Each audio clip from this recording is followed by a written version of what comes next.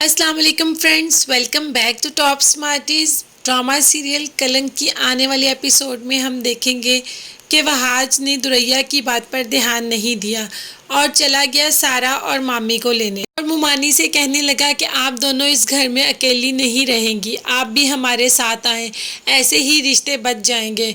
तो इस पर बहुत अच्छा जवाब देती है फहमीदा कि क्या अभी रिश्ते बचे हुए हैं? तुम्हें लगता है कि कोई रिश्ता बचा हुआ है? फहमीदा वहाज के साथ वहाज के घर जाने के लिए साफ इनकार कर देती है और वहाज वहां से चला जाता है। और सारा भी अपनी माँ के इस फैसले पर बहुत ज़्यादा खुश है। ऑफिस जाती है तो जाते ही सरफराज आ जाता है।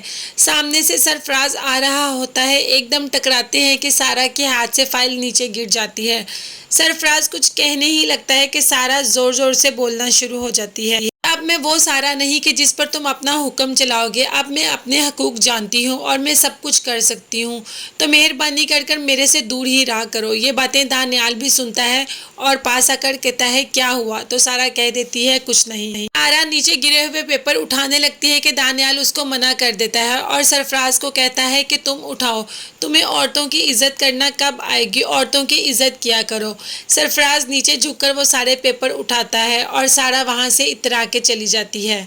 हाना दुरैया से बात कर रही है कि मैं घर को बेचने लगी हूँ और घर को बेचने के लिए मैंने कुछ प्रॉपर्टी डीलर घर में भेज दिए हैं जो जाकर घर देखेंगे और उसका जायज़ा लेंगे। तो जहाँ पर दुरैया कहती है अम्मी आप इस मामले में वहाज को भी साथ रखें। वहाज मर्द है और मर्द इन मामलात को अच्छी तरीके से समझते हैं, लेकिन शहाना तो खुद किसी मर्द से कम नहीं। कहती है ना बाबा ना, प्रॉपर्टी के मामले में तो सगे बेटे पर भी भरोसा नहीं किया जाता है। वहाज तो मेरा फिर भी दामाद है, वो कौन सा मेरा बेटा है। बातें रुमाना भी सुन लेती है। वैसे बड़ा रुआ वहाज को बेटा बेटा कहती है और पीठ पीछे ऐसा करती है।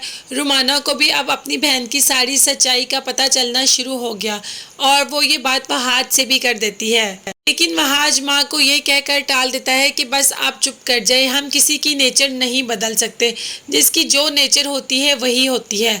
दानियाल अपने ऑफिस में जाकर भी सरफराज और सारा के बारे में ही सोचता रहता है और आखिरकार सारा से पूछ ही लेता है कि आप सरफराज को कैसे जानती हैं। सारा भी दानियाल से कुछ नहीं छुपाती और उसको बता देती है कि पहले जहां मैं जॉब करती थी सरफराज भी उसी ऑफिस में जॉब करता था। तो क्या ये बात सुनकर दानियाल चौंकेगा या सारा से कुछ और पूछेगा या सारा उसको खुद ही अपनी आप बीती बता देगी? अगर आप मज़ीद आने वाली मेगा एपिसोड के बारे में कुछ भी जानना चाहते हैं तो मुझे कमेंट्स में ज़रूर बताएं। मुझे आपकी कीमती राय का इंतज़ार भी रहेगा और मैं आपके कमेंट्स का आंसर भी करूंगी। लेकिन इसके साथ साथ मेरे चैनल को ज़रूर सब्सक्राइब कीजिएगा। अपना बहुत ज़्यादा ख्याल रखिएगा और मुझे भी दुआ में याद रखिएगा। अल्लाह हाफिज़, बाय बाय, टेक केयर।